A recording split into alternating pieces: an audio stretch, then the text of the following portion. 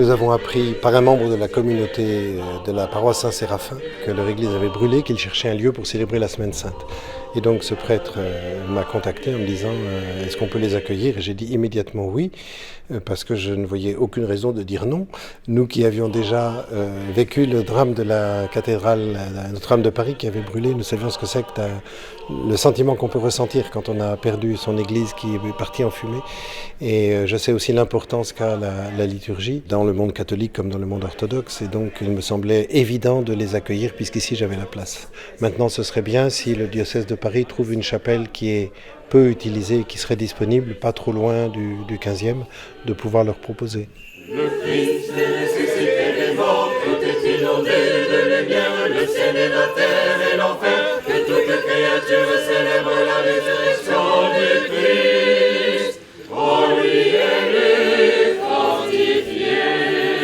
Nous n'avons pas encore exactement des données précises concernant l'incendie qui était provoqué. Évidemment, on était très troublés, on ne savait pas pourquoi. L'église était fermée et tout était éteint.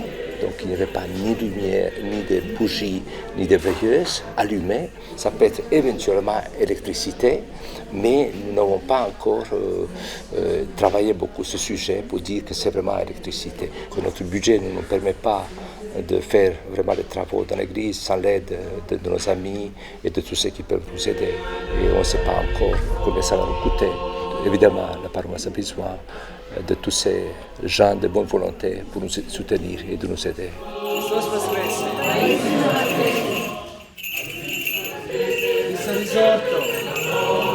Cet incendie, c'était un coup dur pour nous, mais à la place de chercher les coupables, on préfère de continuer à croire, continuer à exercer notre foi, rester ensemble malgré tout ce qui arrive et fêter Pâques.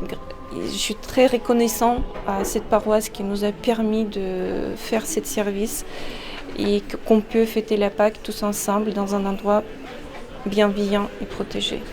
Donc il y a toujours un espoir.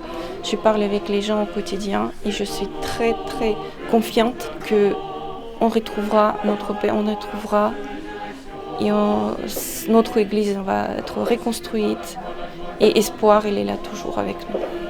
Pour tout en bénissez le Seigneur.